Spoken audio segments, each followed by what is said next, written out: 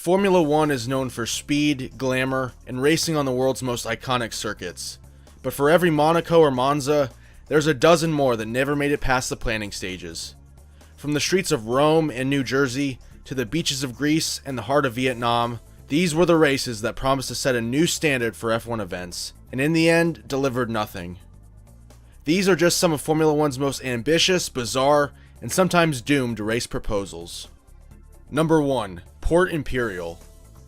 The Port Imperial Street Circuit, also known as the proposed Grand Prix of America, was a bold plan to bring F1 to the banks of the Hudson River in Weehawken and West New York, New Jersey, with the Manhattan skyline as its stunning backdrop. Unveiled in 2011, the circuit was envisioned as a high-speed Monaco-style street race, winding through the streets of New Jersey with elevation changes, long straights, and tight corners. Designed by F1's go-to architect Herman Tilke, it promised breathtaking visuals and a challenging layout that would combine urban spectacle and racing pedigree.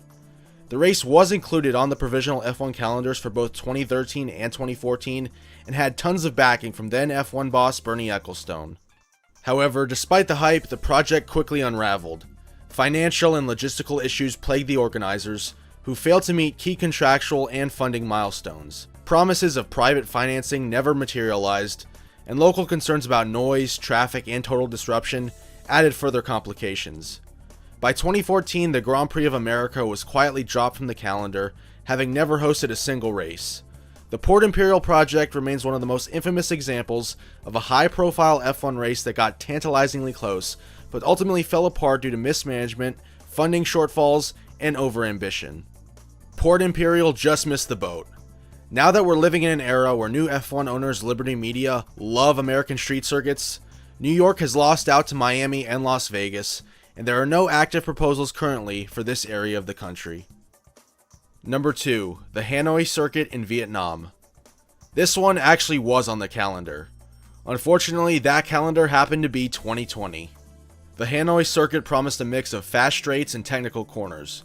Vietnam had strong regional appeal and represented a fresh market for F1's global expansion. South Asia had untapped potential after the sad demise of the Malaysian GP, and Vietnam fit well into the portfolio of street tracks that Liberty Media wanted on the calendar. The race was expected to boost tourism and international exposure, bringing more eyes to Vietnam. However, the pandemic postponed the race to 2021. When the provisional 2021 calendar was released, Hanoi was nowhere to be found. This followed the arrest of the Hanoi People's Committee chairman, who was one of the main stakeholders involved with the event, on corruption charges. Although that case had nothing to do with the F1 race, F1 decided to distance themselves from the project entirely and cancel the contract. It's unlikely the race would have been held in 2021 either, with protocols from the pandemic still going on. This is the one on this list that came the closest to happening, and it would have if not for it being 2020. It was just bad timing. Regardless, this one found its way into the F1 2020 video game, giving fans a chance to see what exactly they were missing out on. The answer? A lot of awkward corners and extremely long straights, like most modern street circuits. Number 3. Igora Drive. Igora Drive is a racetrack 35 miles north of St. Petersburg, Russia. Designed by Herman Tilke and opened in 2019, it came out of nowhere to land big racing events. First, a deal was signed to host DTM. Now that's all well and good, but it did come as a bit of a surprise when it was announced midway through 2021 that it would start hosting the Formula One Russian Grand Prix in 2023. Sochi was never a popular track, but it was kind of shocking to see F1 dump it like a hot potato after they had spent so much effort to get it off the ground. Igora Drive was a Grade 1 track, but the third sector was extended to create a longer lap for F1 cars. The pandemic of 2020 prevented DTM from ever racing there, and the 2022 conflict meant that Formula One ripped up any and all contracts they had in Russia, leading to the sudden end of the Russian Grand Prix entirely. Igora Drive came close to hosting an F1 race, but circumstances and timing prevented it from ever happening. It's unlikely we'll see it on the calendar anytime soon. Number 4. London. An F1 race in the center of London has long been rumored. Even back to the days of Bernie Ecclestone, London was seen as a potential crown jewel on the F1 calendar, and many proposals were brought up. Each one, however, ran into the same problem: a lack of viable locations within the city, and even within the greater London area itself. The roads narrow, the city is too built up, and the infrastructure needed to make a racetrack feasible is really too much of a tall task. A 2023 proposal at London's Royal Docks would take advantage of Excel London, an enormous events and exhibition centre that has hosted London's Formula E race since 2021. It was proposed as part of a redevelopment plan in the borough of Newham, with an aim to turn the docks into a, quote, globally recognized waterfront destination with a focus on sports, leisure, and entertainment. The plan was to have a temporary track run through the new area, and then have floating grandstands sitting in the water next to London City Airport. Clearly, this plan was overall very ambitious, and we have not heard anything from F1's end regarding any interest they may have had in the project. Regardless, for now, Silverstone will remain the home of Formula 1 in Britain.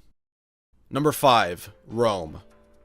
Although Italy has a long motorsport history with tracks like Monza and Imola, there was once a deep desire to hold a Grand Prix in the center of Rome. Like London, the Rome project faced obvious obstacles. However, unlike London in 2009, a deal actually was signed. Bernie signed a 7-year deal with Italian officials to hold a Rome Grand Prix starting in 2012. It would not replace Monza on the calendar, but rather it would be a separate event, and there was precedent for Italy hosting 2 races per year. Track details were scarce, but it was planned to be in the southern outskirts of the city, around the EUR area that was planned for the World Expo in 1942 before the start of World War II. Ecclestone joked that part of the track would go by the Vatican, and every time an overtake was made, black smoke would come out. There was even talk about naming the event the Vatican Grand Prix, much in the same way that the Imola race was called the San Marino Grand Prix for many years. Despite initial enthusiasm, the Rome GP lacked the private investment and government guarantees needed to secure F1 contracts, and there was uncertainty about whether local authorities would cover infrastructure costs. Despite Bernie being all gung-ho about the Rome deal, many fans did not want to see Monza's position threatened, and neither did the ACI, the Automobile Club of Italy. Eventually, the event never materialized, and Rome would have to wait for Formula E to host a high-level single-seater event in the middle of the city. Number 6. Greece. This track was planned around 2012 in the Drapetsona area, and the course looked like a mix of Monaco, Sochi, and Suzuka. It was planned to be on industrial land by the harbor that had once housed a cement factory, but the land had sat dormant for 12 years, making it an attractive piece of property. I really think this layout could have been fun to see. It seems like it would have provided a good challenge and also avoided some of the pitfalls that other street circuits deal with. However, the Greek financial crisis from 2009 to 2015 devastated public finances. Greece also lacked a strong domestic motorsport industry or F1 heritage. It was extremely hard to drum up support for an F1 event when your country is going through hard economic times and doesn't really have a huge F1 fan base to begin with. Now, if you're a Greek F1 fan watching this, I apologize for the generalization, but this project never seemed viable. Government spending was slashed under austerity measures, and a high-cost sport like F1 became politically and financially impossible.